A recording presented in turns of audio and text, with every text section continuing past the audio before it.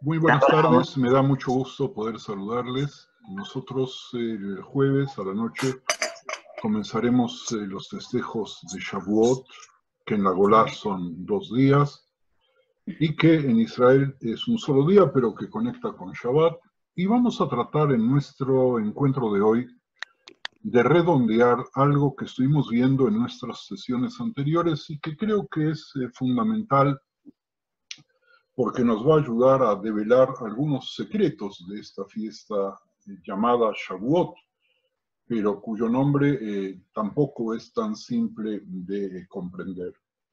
Es decir, estuvimos viendo de qué manera ciertas fechas se superponen con otras y ciertos festejos se superponen con otros de manera tal que nosotros en una época de la historia festejamos un aspecto de esa fiesta, en otra época de la historia festejamos otro aspecto, y sin embargo tratamos, y trataremos también hoy, de hacer una síntesis y ver las interrelaciones que hay en el proceso en el cual el pueblo judío asumió la fiesta de Shavuot, que nació como Día de las Primicias, tal cual como dice la Torá en el Sefer Bemidbar 28-26, cuando ofrezcáis a Hashem oblación de frutos nuevos en vuestra fiesta de las semanas, día en el que según la Torá, continúa la cita, pero ahora en Devarim 16:9, te alegrarás delante del Señor tu Dios, tú, tu hijo, tu hija, tu siervo, tu sierva.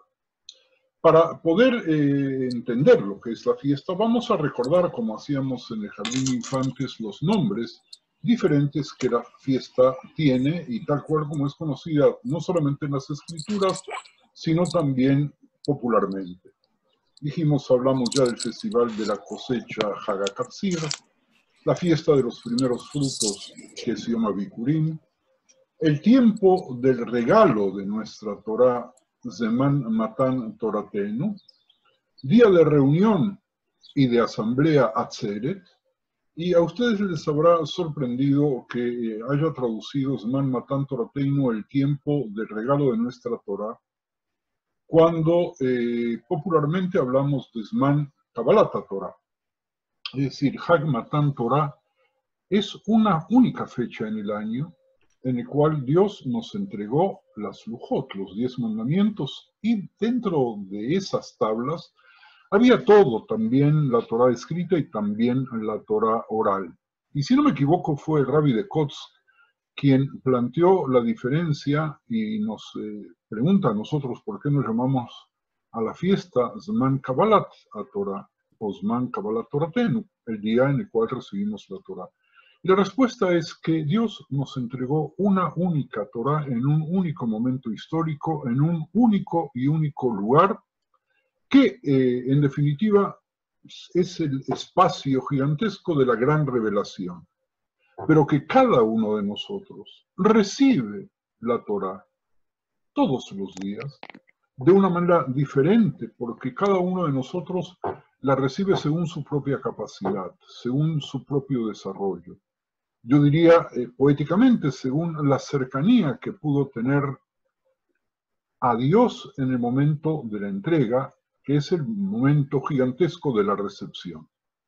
Y les decía que otro de los nombres que nosotros tenemos con respecto a Shavuot es Hag HaAtzeret, el día de la asamblea.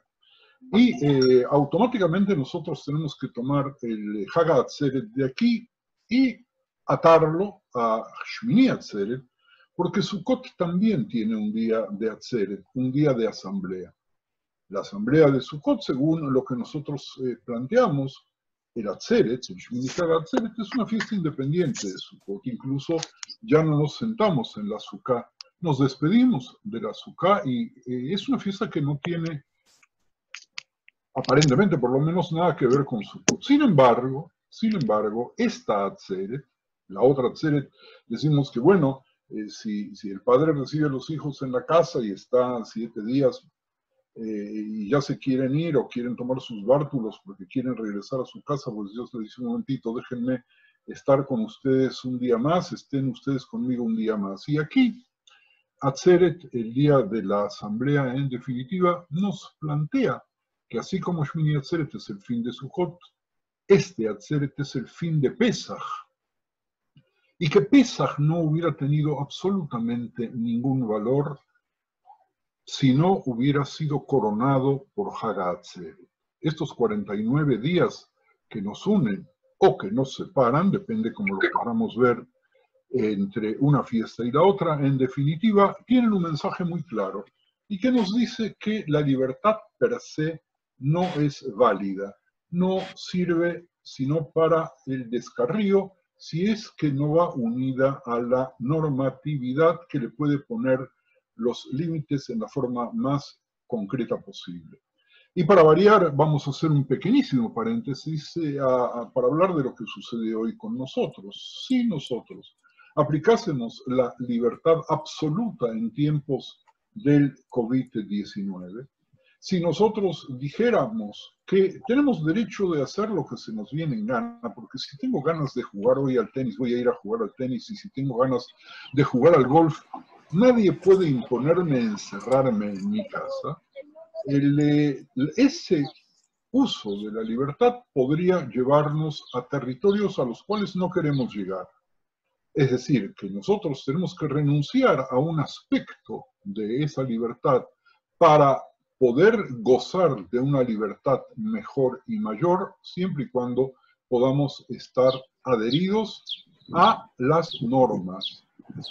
Hag HaShavuot, ahora vamos a ver de qué manera, es el cumpleaños de la Torá, es el tiempo en el que nos dieron la ley. Es la fecha en la cual nos convertimos en un cuerpo institucional y constitucional, en un pueblo distinguido. Es la única celebración después del exilio que no ha perdido esa parte de la esencia. Las oraciones, las filot de Shavuot y el Mahzor tienen referencias a esto y particularmente a preceptos deducidos de la Torá. Los cabalistas, que fueron los que organizaron el Tikkun especial en la víspera de Shavuot, tomaron extractos del principio y del final de cada uno de los libros de la Biblia, de la Torá, del Tanaj y la Mishnah, cuyo resumen consideraron equivalente a la lectura de las obras completas, y de esa manera la aprobaron como ley.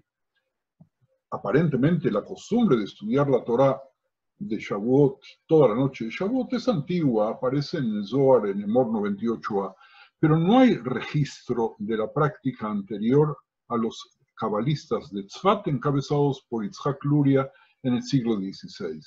La costumbre se ha observado desde entonces en los estados orientales de Europa y particularmente en Oriente. El Tikkun, en definitiva, que ocupa a los piadosos hasta la mañana, algunos la terminan a la medianoche, y esa colección de Tikkun es una reparación para la víspera de Shavuot. Fíjense ustedes otra vez de qué manera ese Tikkun originario, nacido del mundo de la Kabbalah, que trataba de tomar toda la Torá de una vez a través de simbología de versículos sueltos que se fueron uniendo, haciendo una especie de representación, leo un versículo como si leyese todo, se transforma en nuestros días, en este año no, porque este año no podemos reunirnos toda la noche con otras personas, en la mayoría de los países, pero se convirtió en una especie de desfile de fragmentos de la Torá en el mundo ashkenazí y en Israel. Creo que pocas festividades reúnen a tanta gente, incluso a personas que no son observantes de ninguna tradición, pero que sí se quedan la noche en vela porque comparten con otros su propia recepción de la Torá sin percibir que al hacerlo están refrendando y recordando su presencia en Sinaí. No les voy a hacer el resumen de lo que es el Tikkun y leerles todos los capítulos que forma parte del mismo, porque eso lo pueden obtener en cualquiera de los libros que para ese efecto están, e incluso en algunos mausoleos. Ahora, nosotros volvemos a los 49 días, y ya que toqué el Zohar, quiero decir que entre Pesach y Shavuot, el Zohar considera que son los días del cortejo del novio. ¿Quién es el novio en este caso? Israel, con su amada. ¿Quién es su amada? La Torá. Y los que participan en la celebración del Tikkun son los hombres del templo en el cual simbólicamente está la presencia de Dios. Y el Zohar se permite cosas que a mí, quién soy yo para criticarlas, pero que a mí no me suenan muy judías. Y tiene 2 epigramas de Shavuot. Dice así: en el mes de gemelo, ¿a qué se refiere el mes gemelo? En el mes del signo zodiacal de Géminis, que es el equivalente de los gemelos. Recibimos los gemelos en la ley, la escrita y la oral, que de alguna manera fueron dadas a los hijos de uno de los gemelos, Israel, que fue gemelo con su nombre anterior, a Isaf. En el tercer mes, que es el mes donde de alguna forma nosotros tenemos que encontrar la mejor gente tal cual como aparece en el Zohar de Yitro 78b. Debido a que la ley fue dada en Shavuot, los Rabanim deseaban hacer ese día sagrado más agradable. Rabbi Yosef ordenó un tercer ternero para el festival, para la fiesta de Shavuot, diciendo, si no fuera por este día, ¿cuántos Yosefs, cuántos Yehudim con el nombre de Yosef habría en la calle? Sin la ley no habría distinción en la erudición, dice la Gemara en Pesachim 68b. Y entonces aparecen concomitantemente una costumbre popular, que es comer productos lácteos y pasteles de queso, en homenaje a la ley, tal cual como en Shir Shirim 4.11 hace referencia a la miel y a la leche. Y entonces, obviamente nosotros aprendimos todavía en el jardín de infantes que comemos leche ese día de Shavuot porque cuando recibimos la Torah no teníamos utensilios, no teníamos ollas, ni teníamos platos, ni teníamos cuchillos, ni tenedores, ni ningún tipo de utensilios, porque habíamos comido carne y no podíamos mezclarlos, entonces dejamos de lado toda esa vajilla que debíamos kasherizar y comimos únicamente productos lácteos. Pero hay otras razones. Si tengo tiempo, espero tenerlo, vamos a poder recorrerlas también. Miren ustedes, en la sinagoga, en Shavuot se lee el libro de Ruth. La historia de Ruth abrazando el judaísmo y la descripción de la escena de la cosecha del libro es apropiadísima para una festividad que une la ley y la cosecha. Y si nosotros queremos entender qué hace Ruth con nosotros en el día de Shavuot, es que el rey David, del cual Ruth fue su antepasada, murió en Shavuot. Eso aparece en Sharei Teshuvah, Ora Haim, y de esa manera nosotros recordamos no solamente a quien abrazó con amor, entrega y abandono total de lo propio al judaísmo, como lo hizo Ruth, sino también la estirpe que salió de ella y que está representada por el rey David, que para nosotros es el ejemplo de la continuidad y del futuro y de la redención futura. Shavuot, estamos iniciando casi el verano, la tierra está floreciendo, por lo menos en el hemisferio norte, y tenemos otra leyenda que tiene que ver con que el monte Sinaí floreció con la entrega de la Torá.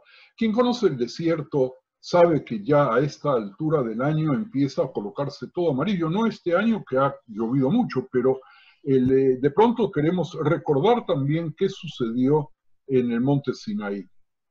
Miren ustedes, también por eso y también por los Bijurim había una costumbre que algunas comunidades mantienen, otras no, porque los rabinos no la amaron mucho, que es adornar las sinagogas y es adornar también las casas con plantas y color verde. Yo cuando era niño en mi sinagoga a la cual concurría había una especie de arcos que unían las dos filas de asientos y por ahí abajo pasaban las novias cuando iban a la jupá que se hacía en esa sinagoga en Buenos Aires, y se acostumbraba a tener todo verde, como se acostumbraba también en la primera noche de Shavuot, que los niños, muchos niños, ingresasen, pasando por esos arcos verdes, llevando canastas con frutos que representaban lo que suponían los maestros y los rabinos era una representación de Hagabiturim. Fíjense ustedes que en estos pocos minutos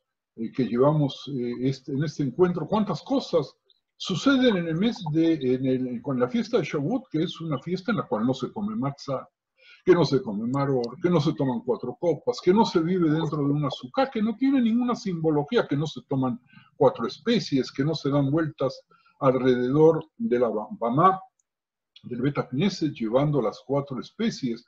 No tiene nada. Shavuot es una fiesta, si se quiere, huérfana, además de ser una fiesta de un solo día, pero sin embargo, fíjense en ustedes cuántas cosas tenían y cuántas cosas se discutían, porque algunos rabinos dijeron, no queremos permitir que coloquen cosas verdes en la sinagoga porque les traía asociaciones con tradiciones de otros pueblos. Y entonces, que llevaban las palmas a la sinagoga, obviamente, y no es necesario que les aclare porque todos vosotros sabéis a qué me refiero. Y entonces, ¿qué pasa? ¿Qué hicieron estos rabinos y en esas sinagogas? Establecieron algo impresionante, que es cortar papel, hacer un ikebana con formas de flores y colgar las ikebanas estas y las flores estas en las sinagogas, pero no llevar las palmas para que nadie se confunda pensando de que estamos festejando una fiesta que no es nuestra. Y ahí los papeles colgantes, el origami o la papiroflexia se desarrollaron en ciertas comunidades en una forma maravillosa. Miren ustedes cómo las festividades van cambiando y cómo se van moviendo. Y en nuestros días, y yo no sé cuál es el origen, aunque creo que ya venía de alguna de las comunidades orientales, los israelíes en particular hacen peleas de agua en Shavuot. También el clima ayuda a eso, y entonces Shavuot se convierte en una especie de fiesta del agua. Y en el centro de muchas ciudades, en Shavuot, de pronto organiza luchas acuáticas y se lanzan globos de agua o rocían a los transeúntes con poderosas pistolas con agua. Otros toman la idea del agua, y escuchen bien porque van a asociarla con facilidad, caminando a lo largo de ríos y arroyos. Los orígenes de esta tradición no están del todo claros, pero pareciese ser de que viene del norte de África, porque Shavuot, en definitiva, nos permite que la Torá se compare con las propiedades que dan vida, y no hay nada más maravilloso para la vida que el agua. Bueno, hasta aquí podemos hacer una primera interrupción si alguno de ustedes desea agregar alguna costumbre o quiere hacer algún comentario. Bacallán Javerín, si hay alguien que quiere preguntar, hace señas o abre el micrófono, una de dos. Es ahora. Porque está difícil verlos a todos de una vez. Sí, Java. ¿Qué tal? ¿Cómo están? Un placer escuchar y enriquecernos con todos estos conocimientos y que nos retraen, por lo menos a mí, a mi época de cuando iba al colegio, al Shule, o cuando estaba en la Noa Nacioní, que desde ya lo menciono porque es importante, muchos de nosotros hemos pasado por esas filas. Mi pregunta es, ¿por qué comemos cosas lácteas? Eso me importa muchísimo porque a través de esto podemos transmitirle a nuestros nietos el sabor de Shavuot. Y me gustaría saber y poder explicárselos. Bueno, lo dije así rápidamente cuando hice referencia primero a la costumbre general de que al relato del costumbrista que dice que dado que los Yehudim estábamos recibiendo la Torá y hasta ese momento no guardábamos la separación entre leche y carne porque la Torá no la teníamos, pese a que muchos jajamín piensan que los judíos cumplieron la Torá antes de recibirla, o por lo menos los grandes del pueblo cumplieron la Torá antes de recibirla, entonces no teníamos manera de comer productos cárneos porque no había que prepararlos o había que kasherizarlos. Esa es una de las primeras causas. La otra causa, que si tenemos tiempo vamos a poder llegar, va a ser cuando analicemos los nombres del monte Sinaí. Y vamos a encontrar con que el monte Sinaí tiene un nombre que nos hace recordar la Geviná, que es el queso, Gvinim. Déjenme este tema por un instante porque lo vamos a ver si me alcanza el tiempo un poco más adelante. Entonces ya tenemos dos razones. Y la tercera razón es porque nuestra tierra se compara a la leche y a la miel. Y porque también cuando los niños empezaban a estudiar la Torá, y por lo general era cerca de Shavuot o en Shavuot o al otro día de Shavuot, se les acostumbraba a dar una galleta con miel que tenía, esa galleta tenía las formas de las letras, Aleph, Bet, Gimel, Dalet, Tei, y le daban al niño a probar de esas galletas que estaban rociadas de miel y tenían también algún tipo de queso. Y hay, lo vamos a ver más adelante, también, hoy prometo muchas cosas y voy a apurar el ritmo para poder llegar, recetas fantásticas, podríamos dedicar más de una sesión únicamente para las recetas de Shavuot, porque sí, si bien el judaísmo no es una gastronomía, en el transcurso de las generaciones acompañamos con alimentos las sensaciones que luego se quedan grabadas en la memoria y que sirven para asociarnos con la festividad. Podemos empezar por la matzá, obviamente, y por el maror, obviamente. Podemos continuar con lo que se come en Hanukkah, que cada comunidad tiene un modelo de fritura especial, porque todos los alimentos que se agregan en Hanukkah tienen que ver con el aceite. Y obviamente Shavuot, que nos permite, como muy bien dijiste, poder agarrar a las nuevas generaciones y, aunque no sepan por qué, y para este caso no sé si importa mucho, puedan asociar en su inconsciente la festividad con ese tipo de alimentación. Algo de gastronomía tenemos en nuestras costumbres y tenemos que tratar de no perderlas. ¿Alguna otra pregunta más?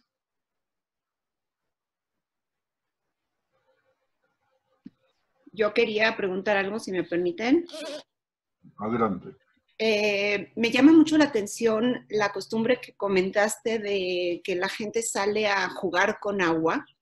Yo nunca la había escuchado y me atrevo a mencionarlo por la similitud que comentó el rabino en semanas anteriores con otras culturas en esta época.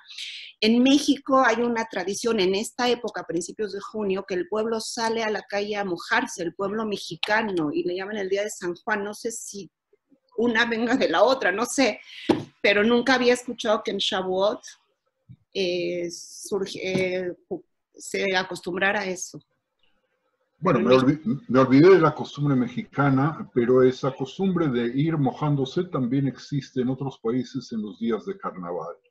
Y la pregunta que está debajo de tu pregunta, en definitiva, es algo de qué manera tenemos que relacionarnos con aquellas costumbres aparentemente ajenas que se filtraron o aquellas propias que nosotros exportamos. Y el judaísmo en ese sentido, y gracias Raquel por participar con esta pregunta, porque me permite aclarar algo muy concreto. Nosotros no somos un pueblo de tradiciones sincréticas, es decir, nosotros no tratamos de hacer una síntesis de costumbres para dorarlas y disfrazarlas y hacerlas propias cuando las traemos de afuera. Cuando, al grado tal de que incluso cuando otros pueblos toman alguna de nuestras tradiciones, nosotros las cambiamos. Uno de los ejemplos concretos es la forma en la cual se celebraban los sepelios en el pasado y la forma como se hacen los sepelios en nuestra época. Hace ya centenares de años que cambiamos porque no queríamos hacer lo mismo que otros pueblos. Recordemos que a Jacob lo momificaron antes de sacarlo, lo embalsamaron antes de sacarlo. Es decir, de que es probable que haya algún resabio en otras culturas o en la nuestra de costumbres que otros tenían. Pero nosotros tratamos rápidamente de quitarlas de encima, no en vano.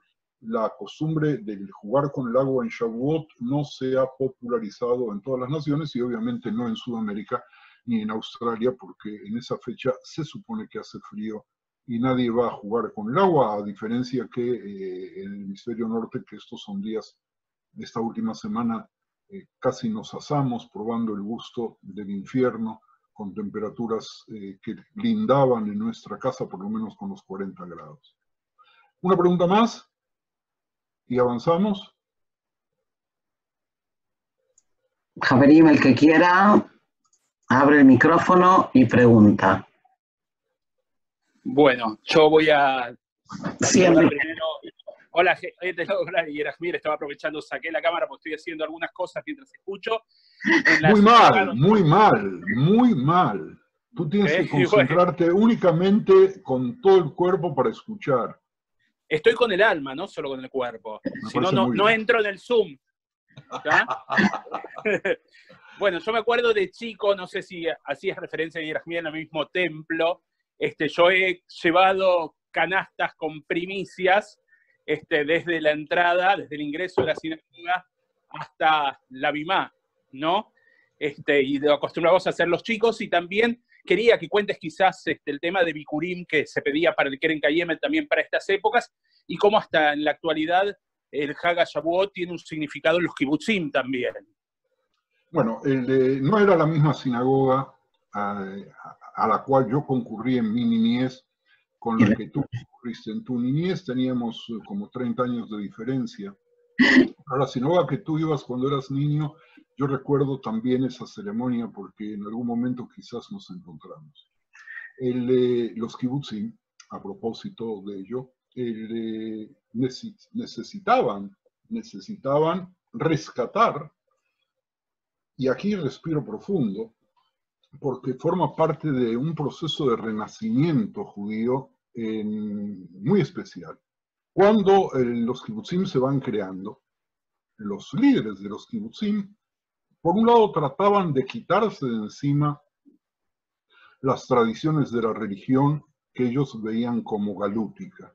Y por otro lado, no podían cortar con el Tanaj, del cual Ben Gurión era un fanático y que estableció formas de estudio.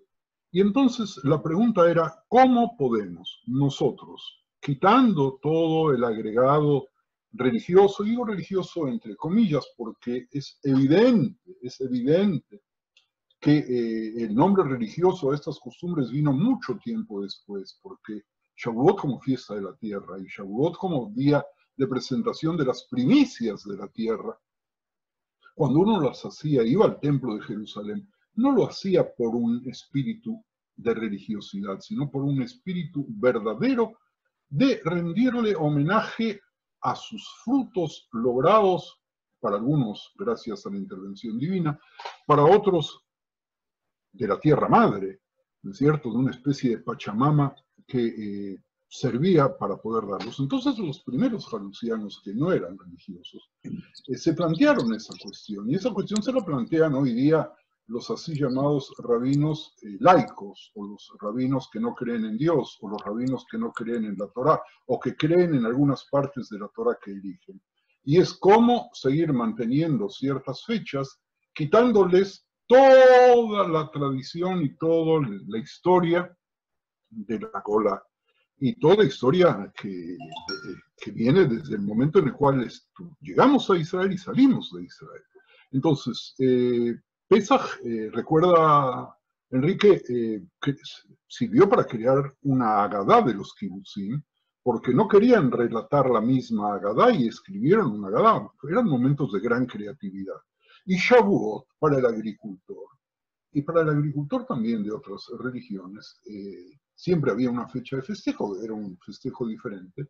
Había que rescatarlo quitándoles otro tipo de implicancias, y entonces las fiestas de Shavuot en los kibutzim, yo no lo vi personalmente porque en aquel entonces todavía estaba en la Golá y hoy día se hace mucho menos, pero vi películas y realmente era una fiesta espontánea, maravillosa, donde la gente se vestía en forma especial, donde las niñas se colocaban sobre la cabeza medias coronas algo así, que no sé cómo se llama, que no sea coronitas de flores, y de pronto sobre tractores, de los viejos tractores John Deere, creo que se llamaban, los cargaban de frutas y desfilaban por todos lados en una verdadera fiesta.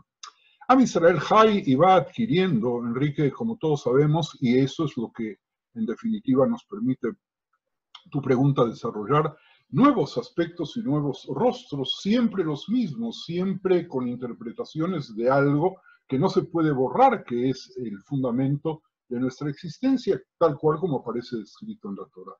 Las fiestas de Shavuot en los kibutzim eran fiestas realmente preciosas y que no se podían comparar, con todo respeto, de llevar los bikurim o las canastitas en las sinagogas de la Golá. Y que obviamente tampoco tenían mucho que ver con el sistema de mercadotecnia que desarrolló el Keren Kayemet, aprovechando toda fecha disponible para poder pasar la alcancía, para que la gente no pierda el hábito de dar, cosa que es maravilloso y que evidentemente Shavuot se prestaba para eso, tal cual como todas las fechas del calendario. Bueno, si me permiten avanzo un poco más, excepto alguien tenga realmente urgencia de agregar, discutir, contradecir o preguntar. Bueno, dicho de esa manera no nos vamos a animar, así que adelante.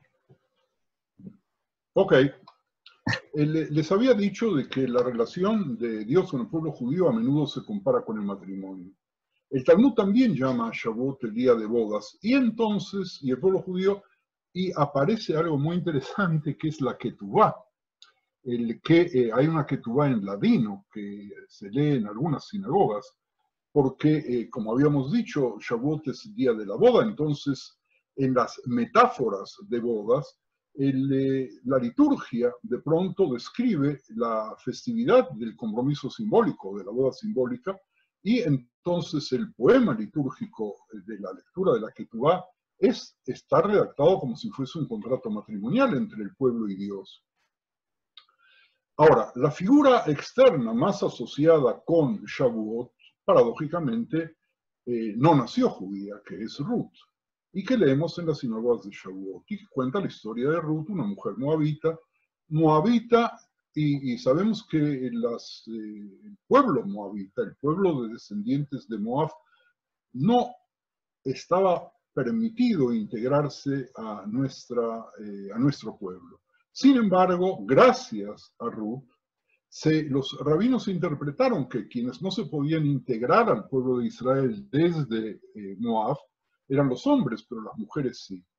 Y entonces Ruth es alentada a quedarse con su propia gente, pero ella se niega y dice de pronto una frase que nosotros deberíamos aprender de memoria y decirlas permanentemente, porque aprendemos de ella, tal cual como hemos aprendido en el transcurso de la historia de tantos conversos. Hablamos, creo que la semana pasada, sobre el padre Rabbi Akiva, hablamos de Onkelos, el gran traductor de la Torá que todos los viernes debemos leer y que está impreso en casi todos los Humashim y que antecede por su capacidad interpretativa a la traducción de Rabbi Jonathan Ben Uziel y se le da preeminencia para incluso comprenderlo, y Rashi usa a Onkelos para poder entender lo que dice la Torá. ¿Y Ruth qué dijo? Ruth dijo algo maravilloso: donde quieras que vayas, iré, le dice a su suegra, donde sea que te alojes, yo me alojaré. Tu pueblo será mi pueblo y tu Dios mi Dios. El abrazo de Ruth al judaísmo tuvo lugar en una época tal cual como aparece en el libro, en la estación de Shavuot. Y la aceptación de Ruth del judaísmo tal cual como nosotros lo hemos visto recién, es la aceptación de la fe judía análoga absolutamente a la aceptación judía de la Torá de Dios, con una petite différence, con una pequeña diferencia, que Ruth no necesitó, tal cual como dice otra de las tradiciones midrashicas, que le coloquen el monte Sinaí sobre la cabeza amenazándole que si tomaba la Torá, qué bien, y si no, iba a dejar caer la montaña sobre la gente y la iba a acabar, porque la Torá debía aceptarse. Y era obvio que el pueblo de esclavos que recién salía de Egipto, por más que había pasado por algunas semanas, todavía no estaba en condiciones de aceptar la ley, porque seguía atávicamente atado a las costumbres que esa misma ley iba a arrancarle definitivamente, no siempre con éxito. Entonces, si volvemos un poquito a los alimentos, los productos lácteos, como el pastel de queso, los blinches para ashkenazim, son habituales. Pero dejemos esto aquí por un instante porque miren ustedes lo que pasa con Shavuot, otro fenómeno interesante. Shavuot es el único día festivo del calendario judío que no aparece en el calendario. Es decir, que no tiene fecha fija. Shavuot no dice en el primer mes, ni el segundo mes, ni el tercer mes, ni el cuarto mes, como aparece en tal día, como aparece con Pesach, como aparece con Rosh Hashanah, con Yom Kippur, con Sukkot. La fecha aparece confusa al grado tal que, otra vez, ojalá y tengamos tiempo para revisar algo que dice la Gemara y que nos trae la discusión terrible que había en la época talmúdica sobre cuál era el día del mes de Sivan en el cual debía festejarse Shavuot.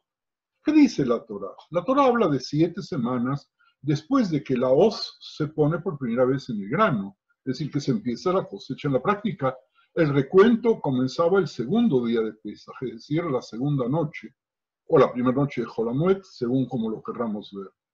Pero fíjense en ustedes que ese tema también tuvo una discusión con parte del pueblo judío que no aceptó lo que decía la Torá, que la cuenta debía empezarse en la segunda noche de Pesaj, sino en el sábado a la noche, es decir, Mimojorat Shabbat al otro día del séptimo día de Shabbat, cosa que producía que Shavuot cayese siempre en sábado, tal cual como sucede con el cristianismo, que Pentecostés siempre va a caer en domingo. ¿Por qué? Porque ellos recogen la tradición que nosotros, no los fariseos, los judíos actuales, no aceptamos ni de los samaritanos, ni de los shomronim, ni tampoco de los saduceos. Ahora bien, nosotros tenemos que saber qué pasó, por qué era la dificultad de poder decidir cuándo era Shavuot. En la práctica, ¿qué pasaba? El nuevo mes, el Rosh Hodesh, la neomenia, como se dice en español bueno, se establecía en el pasado en base a los informes de los testigos. Testigos que tenían permitido transgredir el Shabbat para poder ir a testiguar, porque si el Bet Din en Jerusalén no declaraba la fecha de Rosh Hodesh, nadie podría saber cuándo caía Yom Kippur. O Yom Kippur, por ejemplo, se iba a festejar de maneras diferentes, y lo mismo con las otras festividades. Entonces, había que escuchar a los testigos, y los testigos se presentaban. Ahora, dado que Shavuot comienza solo después de que se contaron las 7 semanas, la festividad no comienza tradicionalmente hasta el anochecer, a diferencia, casi sin ninguna diferencia con las otras festividades. Pero, ¿qué pasa? Nosotros no sabíamos, no teníamos claro si el mes debía ser un mes, el mes pasado, un mes de un día o de 2 días. Y la discusión talmúdica era si el mes anterior iba a ser un mes que tenía un Rosh Hodesh doble, es decir, que la cuenta del mes iba a empezar un día después que si fuera un día único de Rosh Hodesh. Eso provocaba que cuando lleguemos a Shavuot no nos quede claro si debía ser el sexto o el séptimo. Entonces, yo quisiera que nosotros avancemos un poquito más y voy a adelantar aquí en mis apuntes porque creo que es importante que nosotros sepamos algo muy simple, que así como Shavuot no está escrito en la Torá cuál es el día en el cual deberíamos festejar y que nosotros deducimos eso y nos ponemos de acuerdo con todos los judíos por mayoría para que sea el día que empieza el jueves a la noche, también en Israel y también en la Golá, así tampoco hay tiempo para recibir la Torá. La Torá la tenemos que recibir permanentemente. Y así en las explicaciones que se dan por qué la Torá se dio en el desierto, es obvio que nos quiere decir muchas cosas, entre ellas de que todo lo que está en el desierto no tiene dueño, y quien quiere ve, lo toma y se lo lleva, y que la Torá no es exclusiva ni excluyente, y quien quiere tomar los principios de la Torá puede tomarlos y puede asumirlos, no es algo propiedad de nadie en particular. Entonces, avanzamos un poquito más y vamos a ver lo que les decía hace un instante sobre el tema de los montes altos, que en el Tanaj, en el libro de Teilim 68:17, aparece con la palabra de Gavnunim como uno de los nombres de Sinaí. Y entonces, nosotros usamos a partir de ahí todo tipo de comidas simpáticas que ya vimos: tartas de queso, blintzes, kreplach, tortitas de queso, arroz con leche, el pan de los 7 cielos, que es hojaldre u otra masa con 7 pisos o rellenos de quesos, burecas, samosas. Samosas son las empanadillas crujientes o pasteles con miel. Ahora, ¿qué es la Torá? Usamos a la Torá como revelación de ley, estudio, enseñanza, orientación, instrucción, pero la Torá es también el sinónimo del judaísmo mismo y se ha utilizado como sinónimo a través de los siglos. Volvemos un instante y vamos a ver que Shavuot se originó como fiesta agrícola. Las primicias, habíamos visto eso. Pero a partir de ahí nosotros sabemos que en Shavuot había que subir a Jerusalén porque es una de las 3 fiestas de la peregrinación, de manera tal de que querrámoslo o no, seamos agrícolas y estemos cerca o no de Jerusalén y del templo, ese día nosotros íbamos todos a estar allí, porque nosotros sentíamos que formaba parte de Jerusalén de lo propio, de lo extraordinario, de lo maravilloso. No hay nada más precioso que poder estar en Jerusalén. Muy bien, no sé si hacer otra paradita porque el tiempo va corriendo. Voy a, si me permiten, avanzar un poquito con los nombres del monte Sinaí y luego vamos a parar. En las escrituras, en toda la Torá, nosotros sabemos que el Sinaí se llama Joref. Joref y Sinai, Sinai y Joref, Sinai y Joref. Cualquiera que sepa 1000 palabras o 500 palabras en ibrit, su oído va a escuchar Sinai y va a escuchar Siná. Y quien escucha la palabra Joref va a escuchar la palabra Jeref. Siná quiere decir odio, Jeref quiere decir espada, y el monte ese, el montezuelo ese, el más bajo de todos los montes, el absolutamente intrascendente monte que según la leyenda las grandes montañas se peleaban para que la Torá sea dada sobre ellos, llevan el nombre insignificante pero terrible de odio y de espadas. ¿Qué quiere decir eso? Pero aparte hay otros nombres para el monte Sinaí, por ejemplo, Ar Elohim, la montaña de Dios, porque ahí recibimos la revelación de la divinidad. Hay otro nombre que la gente no conoce casi, y que es Ar Bashan, o el desierto de Bashan. Y Bashan nos suena Beshen. Beshen, ¿por qué Beshen? ¿Por qué Bashan? Porque gracias a la virtud del cumplimiento de las normas, los seres humanos pueden tener su sustento sin sustraerlo a los demás, y el sustento lo vamos a comer con los dientes y lo vamos a aspirar a comer con los dientes, como con los dientes vamos a comer el Ar Gavnunim, la montaña pura como el queso. La montaña de la espada tiene que ver con algo también histórico, porque el Sanedrín adquirió el derecho de condenar a un hombre a la pena capital gracias a lo que dice la Torá. Y el Shemot Rabbah, los Midrashim, empiezan a tratar de darnos una respuesta sobre Joref y Sinaí, y dicen que, en definitiva, los pueblos tuvieron hostilidad contra los judíos porque habían recibido la Torá, pese a otra vez que el relato popular nos dice que Dios se dirigió a cada una de las naciones para ofrecerles que reciban la Torá, pero no estaban dispuestos después de saber qué es lo que dice la Torá, porque querían simplemente continuar con lo que era su tradición. Ahora, El Talmud de Babilonia, en Shabbat 89, en el folio A y en el folio B, da otros nombres adicionales a Sinaí, al desierto, y también a la montaña. Por ejemplo, Sin, Kadesh, Kedemot y Parán. El Joref ya habíamos visto. El Sinai empezó a llamarse únicamente después de que Dios se apareció allí a Moshe. Sin embargo, hay una alusión en Bereishit 28 del sueño de Jacob.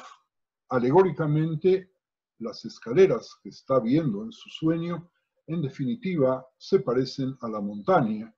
Y los rabinos también suponen que, cuando digo los rabinos, me refiero a los rabinos de Midrash, también suponen que el pozo acerca del cual Jacob conoció a Rachel, también simboliza de alguna manera el monte Sinaí. Recordemos lo del agua que habíamos visto antes y también de los juegos del agua.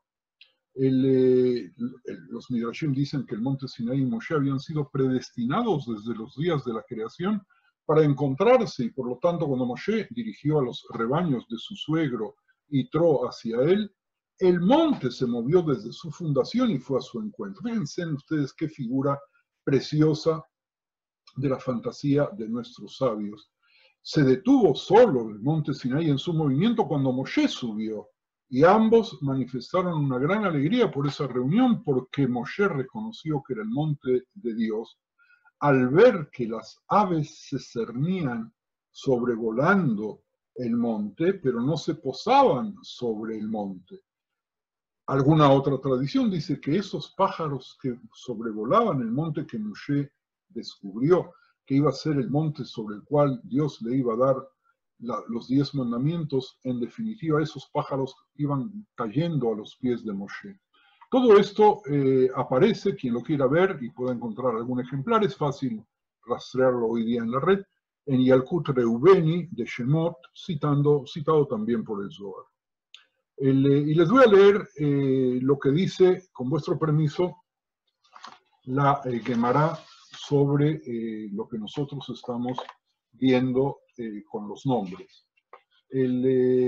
Dice así, la Gemara dice: uno de los sabios le dijo a Rav Kahana: ¿escuchaste cuál es la razón por la cual la montaña se llama Sinaí? Y Rav Kahana le dijo: es porque es una montaña sobre la cual se hicieron milagros, se hicieron nisim para el pueblo judío. Y el otro sabio le dijo: de ser así, la montaña no debería llamarse Sinaí, sino que por los nisim debería haberse llamado Nisai, la montaña de los milagros. Más bien, Rav Kahana le dijo: es una montaña que fue un buen presagio, que fue un buen simán para el pueblo judío. Y entonces otro sabio le dijo: de ser así, el Sinaí debió haberse llamado Ar Simanai, la montaña de los presagios. ¿Me están siguiendo, Javerim? La discusión esta que es preciosa. Rav Hizda y Rabba, hijo de Rabuna, dijeron: ¿cuál es la razón por la cual se llama Monte Sinaí? Porque es una montaña sobre la cual descendió el odio, la siná de las naciones, que habíamos visto hace un ratito. Y eso es lo que dijo el Rabbi Yosei, hijo de Rabbi Hanina: el desierto en el que Israel permaneció durante 40 años tiene 5 nombres. Cada nombre tiene una fuente y una razón. El desierto Tzin, porque se le ordenó al pueblo, nitztavu, en él.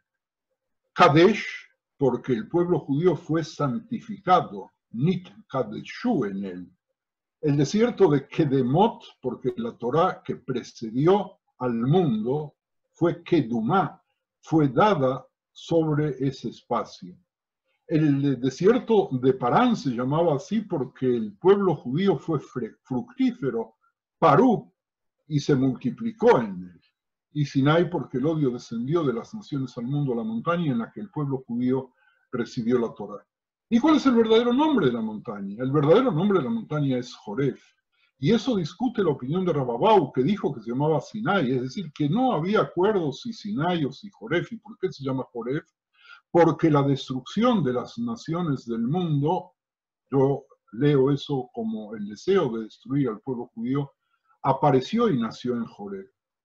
nosotros podríamos agregar largamente sobre esto que hemos visto hasta ahora, los nombres de Sinai y Joref y de los otros títulos que le dieron nuestros rabinos a la montaña, en un trabajo fantástico que hizo un señor ya fallecido, Reubeni, tratando de encontrar el nombre de las flores desérticas y ver sus raíces si aparecen en alguno de estos lugares. Y descifro la discusión porque se nos va el tiempo y quiero que conversemos unos instantes. Nosotros vamos a tratar de descifrar la discusión. Parece ser que los rabinos deseaban decirnos que sin el Sinaí, sin la Torah, sin la norma, sin la constitución, sin las mitzvot, hubiéramos quedado todos a la merced de Sinaí, de la Siná, del odio. Y sin Joref estaríamos a merced de la Jurvá, del Jurbán y de la destrucción. Pero necesitamos de la Torah no solo para frenar nuestro Yetzer Hará, nuestros designios negativos, sino también para dirigir el Yetzer Atov, que en algunos casos puede convertirse en un monstruo y volverse contra nosotros. Y nosotros en ese sentido tenemos que ver que si exageramos, y estoy viendo la hora, si exageramos en ciertas virtudes, por ejemplo, la de la honestidad, y la convertimos en una franqueza desinhibida, a veces la podemos usar como herramienta para humillar a algunas personas con total insensibilidad a sus sentimientos. Entonces la honestidad puede usarse como un arma para aplastar a un ser humano. Muy importante, la persona que honestamente te dice lo que piensa de ti y en el proceso demuele tu ego, ha tomado una virtud y debido a que no tiene fundamento en nada más profundo y más trascendente, ha permitido que se convierta en un instrumento de diseño maligno. La consistencia es otro de los ejemplos. La consistencia, Javerín, no hay ninguna duda que si nos preguntáramos qué importancia tiene, diríamos que es un desideratum, pero la coherencia puede conducir a la rigidez, a la inmovilidad, a la falta de voluntad para cambiar para mejor, porque ya hice una declaración o realicé un acto y siento que mi conducta futura debe ser hipotecada para ser coherente con mi pasado. La humildad, por lo tanto, puede ser fuente de la destrucción. Y aquí, otra vez, porque el tirano del reloj no me deja, podemos encontrar de qué manera estos dos elementos de destrucción y de odio pueden incluso no solamente dar pie a nuestros malos instintos, sino convertirse en negativos cuando queremos desarrollar fanáticamente y al extremo aquellas virtudes y no somos capaces de transigir. Y tal cual, cuando encontramos personas que no tienen más que posiciones en las antípodas y que están reñidas por siempre jamás porque sus ideologías no les permiten otra cosa, es necesaria la intervención de alguien que los pueda abrazar y que pueda, en definitiva, convertir esa intransigencia en una transigencia positiva que permita la convivencia. Eso es un poco el modelo que nosotros tenemos que seguir para poder encontrar la responsabilidad moral, la capacidad de elegir entre alternativas que puedan tener cualidades éticas y espirituales. Es lo que nosotros tenemos en la Torah, es lo que nosotros tenemos en Shavuot, eso es lo que vamos a empezar a festejar el jueves y que en el Shavuot personal tenemos que festejar todos los días. ¡Wow! Quiero escucharles. Ok, vamos a aprovechar unos minutos, aunque sea para algún planteo, alguna pregunta. Yo tengo como 3, pero bueno, voy a hacer solo una. Más que una pregunta, una cosa que ahora cuando hablabas de esto de la necesidad de la norma, pero al mismo tiempo de no ser intransigentes en el sentido rígido, bueno, se me vino a la mente esto de Moshe y Aarón, ¿no? O sea, Moshe es el que va con la cabeza, decimos en Ibrit, se golpea la cabeza contra la pared, ¿ok? Para el cumplimiento de la norma, mientras que Aarón es el que de alguna manera intenta la conciliación. O sea, por lo tanto, como que los dos elementos tienen que estar presentes. Yo Tiro eso y tiro otra cosa que no sé si va a haber tiempo para desarrollarla, pero tal vez en alguna otra clase, que mencionaste el tema de la ketubá, el tema del amor, el tema del matrimonio entre la Torá y Dios, y entre la Torá y Dios o entre la Torá y el pueblo, mejor dicho, ¿no? Y la figura de la Torá en femenino, que no es tema para hoy, pero lo tiro para que lo que pensemos, y el vínculo amoroso con la Torá, e incluso el vínculo erótico que en algunos textos aparece hacia la Torá, creo que ameritaría también una reflexión. ¿Por qué justo una ktubá y no otra clase de contrato, ¿no? No creo que sea casual. Así que bueno, lo dejo ahí. Y vamos a recoger si hay más observaciones o preguntas para que puedas contestar a todo al mismo tiempo, si te parece. Me parece. Ok. Javerín, todos juntos no, que yo no los veo, así que el que quiera hablar, porfa. Yo quisiera decir algo. Alicia. Sí, me encantó tu definición, Rap, de honestidad, y estaba pensando en una palabra muy argentina que es el sincericidio. A veces hay personas que por hacerte un favor te aplastan con el sincericidio, claro, y luego es un suicidio porque se terminó la amistad. Y luego el tema de la intransigencia y de la convivencia me parece súper actual en tiempos como los que corren. Yo que vivo en Madrid, tengo bastantes conocidos, amigos, se dan debates, en realidad no sobre la enfermedad actual, sino sobre la gestión de los políticos, pero son intransigentes. Mi sensación, y me gustaría saber tu o vuestra opinión, es como que se desplazan todas las angustias y miedo y rabia de lo que está sucediendo, ante lo cual somos bastante impotentes, a los dirigentes políticos. Y entonces no hay capacidad de pensar. Y cuando no hay capacidad de pensar lo que está pasando a un nivel de la punta del iceberg y lo que se está moviendo por debajo, y si realmente los políticos son honestos en su quehacer o aprovechan la movida para hacer otro tipo de cosas, eso se, digamos, tú lo dijiste muy bien, eso dificulta la convivencia. Te quería saber un poco tu opinión y tu consejo, y ya lo último, ¿cómo se puede explicar a los nietos de 6 años, es muy cortito, la importancia de Shavuot? Bueno, por ahí me decís. Perdón, no escuché la importancia de Shavuot. Ok. Es muy facilito. Bueno, vamos a esperar alguna pregunta. ¿Alguien más, Javerín? Aida. ¿Me escuchás, Ethel? Le vamos a dar la palabra a Aida, que pidió, y no sé si hay alguien más. Alicia quería hablar también, ¿sí? Alicia quiere hablar, sí. Ok, Aida, ¿comienzas tú? Sí.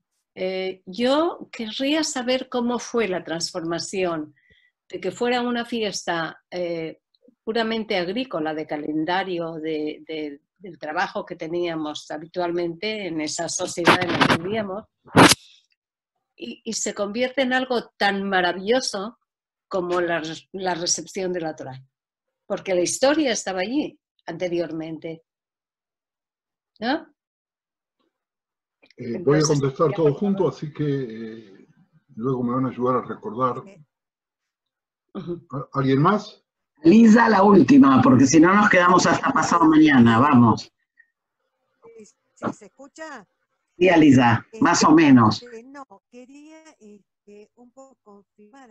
Bueno, así como esa hermosa frase, digamos, dicha por Ruth, que mencionó el Rab, eso, que no estaba Shamaim, no está en los cielos, sino que está en la tierra, también del cumplimiento de la ley con la legislación que tiene que ver con la tierra, porque la unión de Boaz con Ruth tiene que ver con la recolección y con el compromiso hacia el pobre necesitado. en ese abrazo del que hablaba recién el Rav, ¿no? Muy bien, empiezo por la última, me va a ser más fácil darlo. Lo que tú acabas de decir, Alisa, es algo muy bonito, porque sin querer, queriendo, seguramente queriendo, pero sin nombrarlo, hiciste referencia a algo genial que tenemos, que son los impuestos que pagamos fácilmente en el momento de la cosecha, que es cuando dejamos fragmentos de la tierra y de la cosecha sin levantar. Si las espigas se caen, no las levantamos. Hay una cantidad de mitzvot, de preceptos que tienen que ver de ayudar al necesitado sin hacerlo sentir mal y que tienen relación exclusivamente con el trabajo de la tierra. Yo creo que es fantástico, fantástico, fantástico que nosotros podamos saber que vamos a llevar Bikurim, que después de todo llevábamos lo mejor, se supone, y las primicias son los primeros frutos, para decir que no nos pertenecen, porque lo que tenemos nosotros de la tierra, y que de pronto recordemos los latifundios y recordemos de qué manera los señores feudales abrazaban los territorios que tenían y que conquistaban por la fuerza, como propios, excluyendo a los demás. Y viene el judaísmo y la norma y la Torá y nos dice, la tierra no es de ustedes, por lo tanto, a repartir sus frutos, nadie tiene derecho de apropiarse de todos los frutos que se puedan repartir, porque después de todo, tampoco se puede comer todo, ni nadie puede llevar que no tenga 4 pies, 4 zapatos, ni nadie necesita llevar más que un reloj para darle la hora y no necesita atesorar, y eso tiene que ver con cosas de la actualidad. A Alicia de Madrid, mi querida Alicia, te digo que a los nietos de 6 años hay un versículo fantástico, que lo voy a decir en hebreo, Hanoch lanar al pidarko, educa al niño según su camino, no el tuyo, ni el del maestro, ni del tutor, sino del tuyo, sino del suyo, tomando en cuenta su personalidad. Y si tus nietos tienen buena posibilidad de estar en contacto con la tierra, permíteles estar con la tierra, recoge espigas y dales para que las usen y explícales a partir de ahí quiénes y cómo se alimentan de la tierra. Explícales también, si tienes ocasión, si en estos momentos hay alguna sinagoga abierta por allí, llevarlos a ver un Sefer Torah, tratar de que te puedan dar, y si no ahora no importa, dentro de una semana o 2 o un mes o 3 meses, cuando se pueda, que puedan agarrar ver un Sefer Torah y ver las letras. Prepárales las galletas con forma de letras, cúbrelas con miel y dales, porque esa es la vieja tradición de enseñarles el alfabeto. Incluso hay una canción en Yiddish que seguramente escuchaste en tu niñez, que hablaba de Aleph Comets O, y tal cual como nosotros lentamente vamos incorporando nuestra alfabetización, que nos lleva en definitiva a convertirnos en un pueblo que es el pueblo del libro, que hasta el día de hoy seguimos leyendo, y algunos escribiendo sin leer, pero que van encontrando su camino. Alicia Oceransky, tú dime por favor, repíteme concretamente tu pregunta y yo voy porque no la recuerdo. Aida, perdón. Era sobre cómo se había llegado a la transformación. Ok. Mira, yo dije en la introducción de nuestra reunión que nuestras fiestas sufrieron procesos de transformación. El primer proceso obligatorio de transformación fue que fechas agrícolas no pueden seguir festejándose por un pueblo que deja de ser agrícola, por un pueblo que no puede tener tierras. Cuando se produce el exilio, ¿qué nos queda? Nos queda el recuerdo del Beit HaMikdash, que es con una genialidad impresionante, recogida dentro de lo que son las casas de estudio y las casas de oración y las casas de reunión. Ya sin ofrendas, ya sin ninguna otra cosa más que la ofrenda verbal, que hay un versículo precioso que nos dice, ¿no? Un shalma parim sfatenu, en lugar de llevar animales para ofrendar, nosotros usamos la boca. Es decir, de que si Shavuot hubiera quedado ahí, hubiera desaparecido de nuestra memoria. Por lo tanto, nosotros, basándonos también en versículos de la Torá, repito, basándonos en versículos de la Torá que nos permiten esa discusión entre Rabbi Yosé, en la Gemara, si es el 6 o el 7, el mes tercero de la salida de los hijos de Israel de la tierra de Egipto, llegaron al desierto de Sinaí, y la discusión es si el decálogo se entregó en Shabbat. Según algunos, obviamente Rosh Hodesh, la luna nueva, fue domingo, o el lunes, esa fue la discusión, entonces cuentan los días, el séptimo día del mes, entonces ¿cuándo cae? Nosotros recogemos esas fechas que no están explícitas, pero sí son implícitas en lo que dice la Torá, como día de la Constitución, día maravilloso de la Constitución, como pocos pueblos festejan. ¿Y cómo festejamos nosotros la Constitución? Primero leyéndola, porque en la Torá lo más importante es la lectura de los 10 mandamientos. Y no solamente eso, sino que algunas comunidades tienen una oración previa que se llama, que está en arameo, Akdamut Milin Beshiariut Shuta, y hay una cantidad de oraciones y plegarias sobre las cuales alguna vez he escrito que hacen poesía sobre los 613 mandamientos, y nos quedamos despiertos en la noche estudiando los textos de la Biblia, porque es una manera de recogerlo. Es decir, nosotros lo que teníamos parte de nuestra identidad, de nuestra vida, de nuestra relación concreta con la tierra, la guardamos en la memoria para cuando regresemos, aunque todavía no hemos restablecido, excepto lo que decía Enrique, en los kibutzim, las ofrendas que se daban antes y se dan ahora en menor cantidad en una gran fiesta, y le unimos el tema de la Torá, y entonces entre los dos hacemos una combinación que nos permite que no pierda actualidad, sino que en cada generación y en cada momento se renueve con más vigor, con más ímpetu y con más alegría.